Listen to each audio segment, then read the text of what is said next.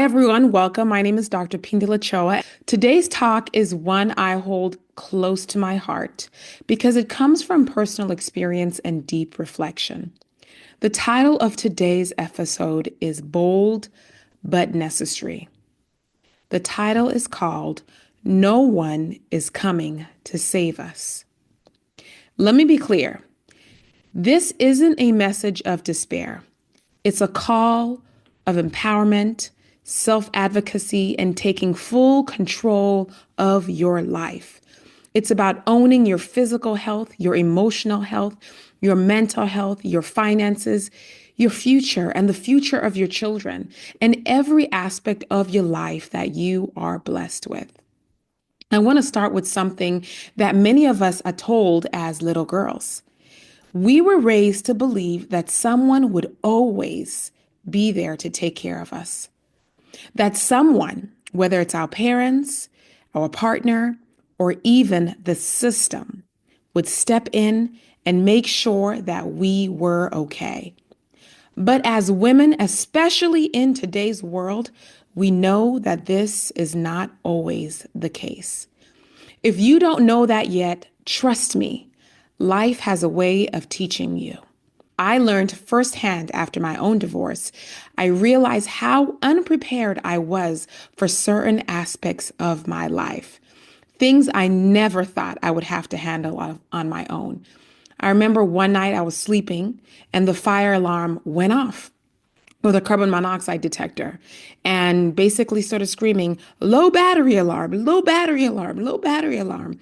My child woke up in the middle of the night, ran to my room, and we were both like little frantic animals, not knowing what to do. So I found the alarm that was on the roof or on the ceiling, and I realized I didn't have a ladder to get up to change it. So it kept going. And mind you, it was around 1 o'clock in the morning.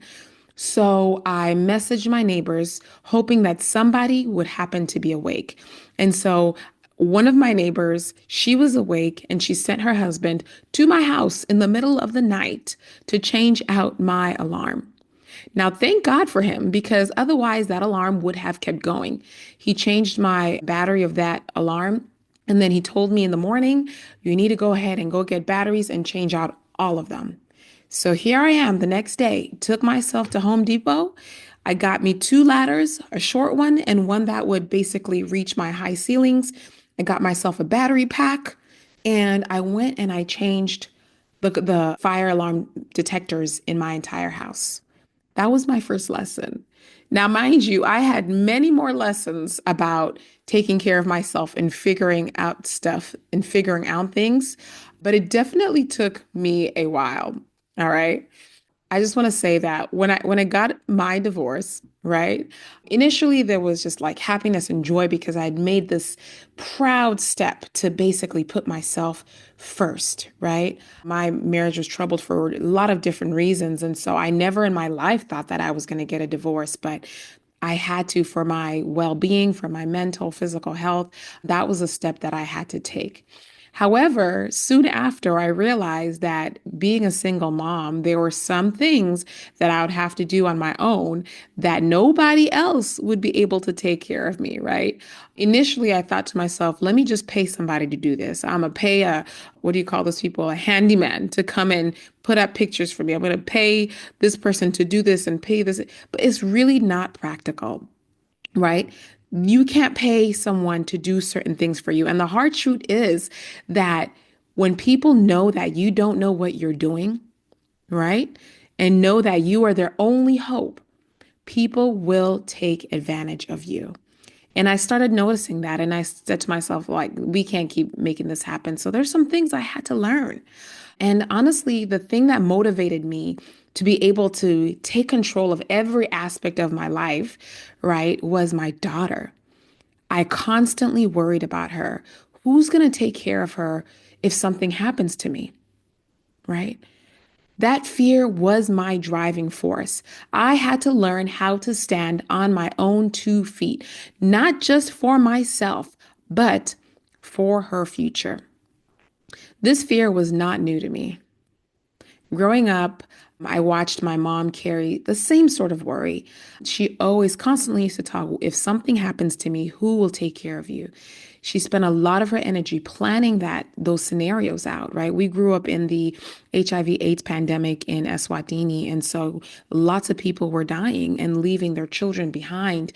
And you would see family members come and swoop and take everything from these children, and these children would be left by themselves. And so my mom was always constantly thinking, what would happen if something happened to me? What would happen to my kids? So I grew up around that. And so I really don't think I truly understood that weight, that gravity, until myself went through it. As a new mom myself, I began to understand. I got why she sacrificed so much to ensure that we were secure. And I honestly carry the same mindset every single day. But now I've added a couple layers onto that. It's like, how do I prepare myself for X, Y, and Z? And how do I prepare my daughter for X, Y, and Z? And how do we prepare each other to be able to conquer this very, very crazy world? That's what today's talk is about. Taking charge of our lives so that we are not left vulnerable to the storms that will inevitably come. There are storms that are coming. Are you prepared? Right? Let's start with the foundation, our physical, mental, and emotional health. As women, we're often so busy taking care of other people that we often neglect ourselves. Your health is not negotiable. Your health is the foundation for everything. You can't think clearly and go to the job if your health is not okay. You can't take care of the home if your health is not okay. You can't plan in advance if your health is not okay. So, number one, take charge of your health. This is your foundation. Schedule that doctor's appointment today that you've been putting off. Address your mental health. Simply give yourself the permission to rest. This is non-negotiable. As someone who works with postpartum moms, I see how easy it is for women to sacrifice their health for the sake of their families. But let me tell you this, you cannot pour from an empty cup. You cannot show up for anyone else if you are running on fumes. Prioritizing your health is not selfish. It is absolutely necessary. Okay?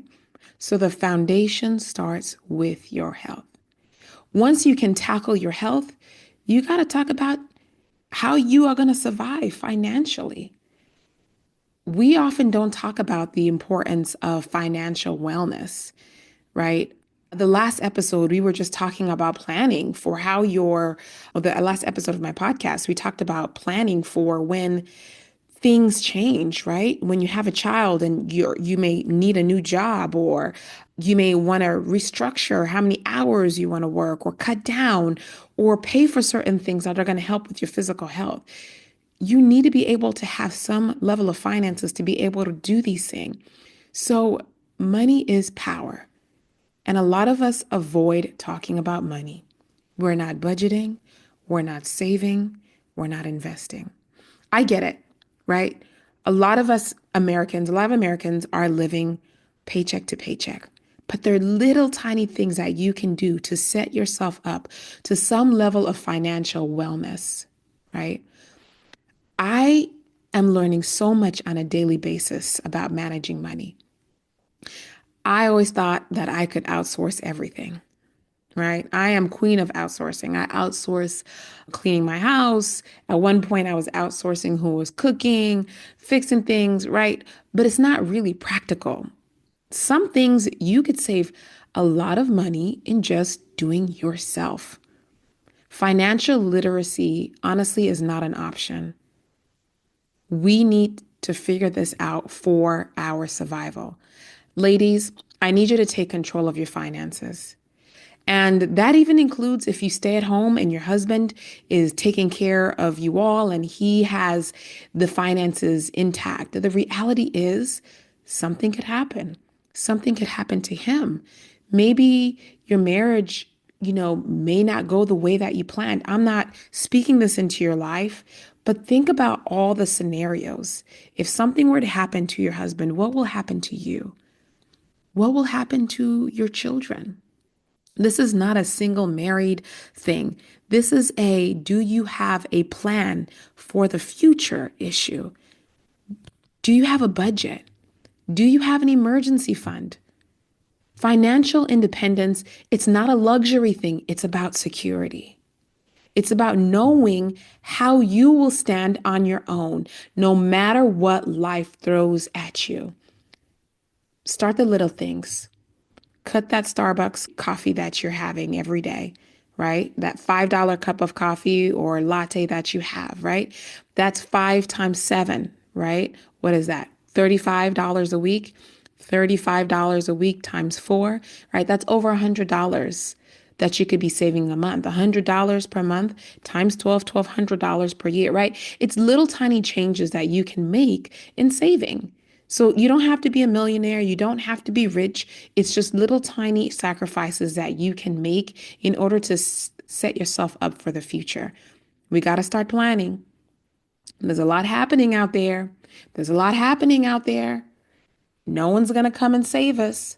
How are you structuring your finances to prepare you for the future? All right. The other thing that I want to talk about is our children. My mind has been scrambling over the last days thinking, oh my goodness, my child, her education. How are we going to teach her the things about her ancestors? How are we going to teach her about history and Black history? How am I going to ensure that she knows her roots, but that she's also excelling and she's doing well in life? How am I going to set her up? How am I going to prepare her if something happens to me or the people in her life?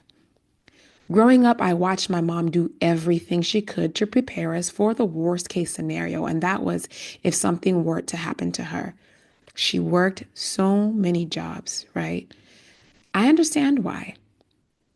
I understand why. We owe it to ourselves and to our children to have a plan for the unexpected. When we prepare, we create stability, not just for ourselves, but for the people who depend on us. Who is depending on you? Who is depending on you? What will they do if something happens to you? I want you to think about that. Now, the last thing that I want to talk about is spiritual grounding. Now, I'm a Christian, but there are many other people here who are not religious. And so spirituality is not always a religious thing. There's more to spirituality than who we worship, right? Life is unpredictable. There's divorce, there's loss, there's illness, there's political changes, right? All of these things are part of the human experience. The question is, are you grounded enough to weather the storm? Are you grounded enough to weather the storm? For me, my faith has to be my anchor. It's what has given me the strength when everything else felt uncertain.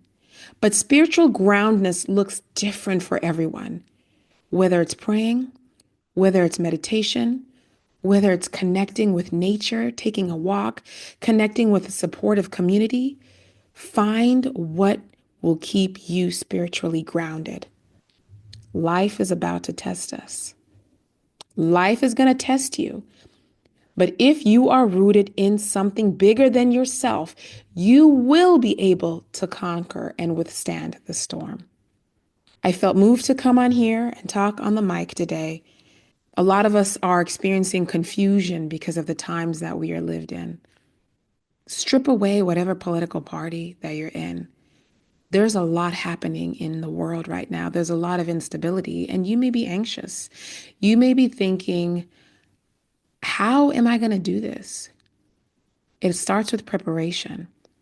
But the root of it all is your health. If you don't have your health, you can't do anything more. So moms, I need you to focus on your health. Priority number one. Get that under wraps. Go to those appointments, take care of your body, eat healthy, exercise, take the medication.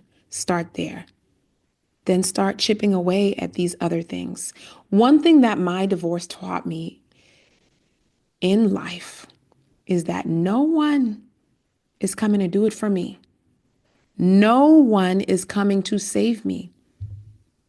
And while that realization was hard, it was also empowering. I can do big things. I have done big things. To every woman watching this, I want you to stop. Stop waiting for someone to come and do things for you. Stop waiting for someone to come and save you. Stop waiting for someone to take control. Take control of your life now. Your future depends on it. Your children depend on it. When you take charge of your life, you're not just surviving anymore, you're thriving. You are creating a legacy of strength and independence for the next generation. You don't know how you can do it? Find strength and encouragement from those who came before you. People have done it in the past before. We have stories upon stories, history books upon history books of people who have done it. You can thrive, but you need to create that environment. Get empowered today to change your life. That's the end of this episode. If this episode resonated with you, I want you to share it with someone who needs to hear this. Don't forget to subscribe for more discussions about health, postpartum care, taking charge of your life, taking care of yourself. Take care of yourself. You deserve it. All right. Again, if you are in Atlanta, Georgia, I'm just around the corner. Give me a call if you want to talk through some things. I'm here to take care of you. All right. Take care. If you live in the Atlanta, Georgia area, I want you to consider working with EM Care to You. And this is my concierge medical company, and we offer comprehensive care for mothers postpartum. I started the company because I saw a need. I was taking care of so many postpartum moms that had a need, and I wanted to provide a solution for their problem. So at EM Care to You, we provide access to in-home lactation support, pelvic floor physical therapy, mental health support, and more. You can learn more about this at emcaretouYou.com. Thank you for joining us on this episode of Fourth Trimester Voices. If you have any questions about today's episode or you want to share your story, please email us at fourthtrimestervoices@gmail.com. My name is Dr. Choa, and it's been lovely talking with you all today. Take care.